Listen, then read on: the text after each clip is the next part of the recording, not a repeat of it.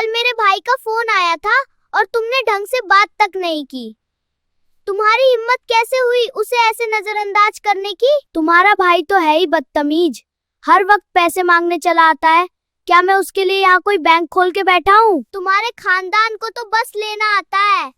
मेरे पापा ने जो कर्ज लिया उसे चुकाते हुए आज उनकी पूरी कमर ही टूट गई। कर्ज उन्होंने अपनी मर्जी से लिया था, मुझ पर एहसान मत झाड़ो। तुम्हारी माँ ने तो शादी में एक ढंग की घड़ी तक नहीं दी। घड़ी की पड़ी है तुम्हें यहाँ? मेरे घर वालों ने तुम्हें हीरा समझा था, पर तुम तो फूटा हुआ कोयला निकले जिसने मेरी जिंदगी बिगाड़ दी। हीरा कौन है ये मुझे बताने की जरूरत नहीं, तुम्हारी नजर ही गलत है।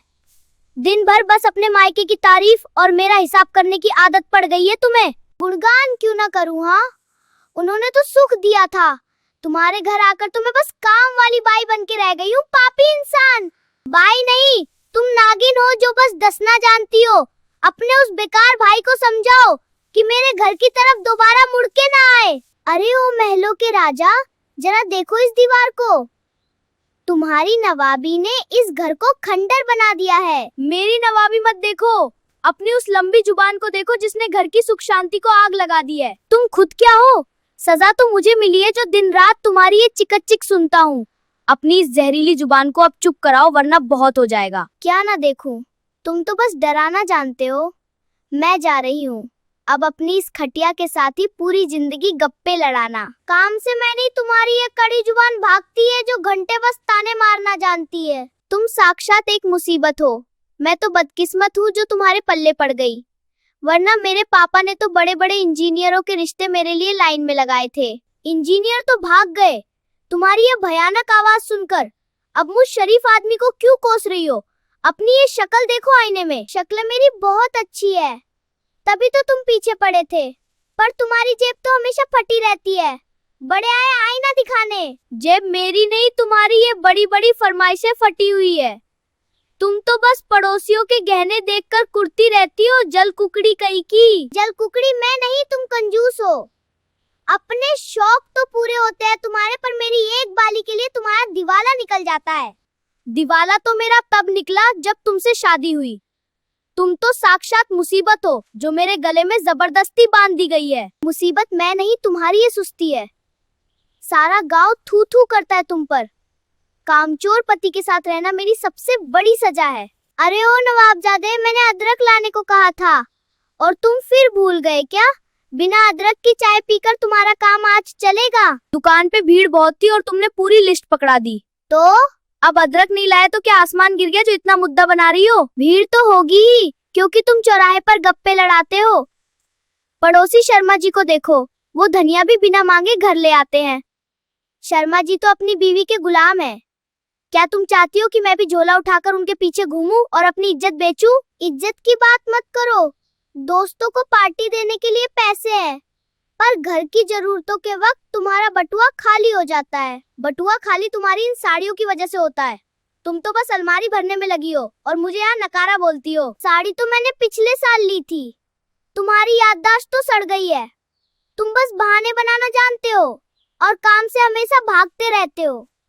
ओए प्रिय, बिजली का बिल भरते भरते कंगाल हो गया और तू पंखा चलाकर हवा ले रही है। मुझे और कंगाल बनाएगी। तो क्या मैं यहाँ गर्मी में पिघलती रहूं?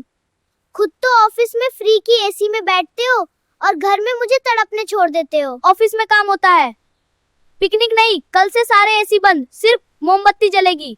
समझी महारानी? मोमबत्ती। तू तो इतना कंजूस है कि माचिस के पैसे भी मुझसे मांगेगा। जा बिजली दफ्तर जाकर सिर फोड़ अपना। बिल तो सच में ज्यादा है। मेरे दादी नानी के जमाने में तो एक हाथ वाले पंखे से सारा दिन कटता था। तो ले लो हाथ वाला पंखा और बैठ जाओ कोने में। मुझे तो ठंडी हवा चाहिए, चाहे घर क्यों ना बिके तेरा। तू तो मुझे ही बेच देगी। आज से एसी का रिमोट मेरे पास रहेगा। चुपचाप सो जा, काम चोर कहीं की। शर्मा जी को देखा, अपनी बीवी को नई स्कूटी दिलाई है और तू मुझे आज भी पैदल सब्जी लेने भेजता है। तो जाना शर्मा जी के पास, उनके पास स्कूटी है। क्यों, तुम मुझे भगा रहे हो? मेरे पास तो बस तेरी ये लंबी जुबान है जो रुकती ही नहीं। जुबान तो चलेगी ही।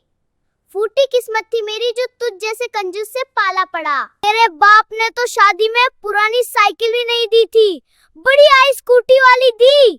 सपने आसमान के और हैसियत जमीन की। बेटा, यह बहू तो शर्मा जी की जासूसी करती रहती है, घर के काम में इसका जी ही नहीं लगता। सासू माँ, वैसे भी खाली बैठ के सबकी बुराई तो करनी है आपको, दिन भर बस ताने मारना आपका काम रह गया है। ओए, माँ को मत बोल, कल से बाजार पैदल जाएगी, 1 रुपया नहीं मिलेगा ऑटो के लिए। प्रिया, मेरा नेट पैक कहाँ गया? अब कुछ भी नहीं खुल रहा, दिन भर रैली देखकर पूरा इंटरनेट खत्म कर दिया। तेरा नेट कोई खजाना नहीं है, 2 वीडियो क्या देख ली?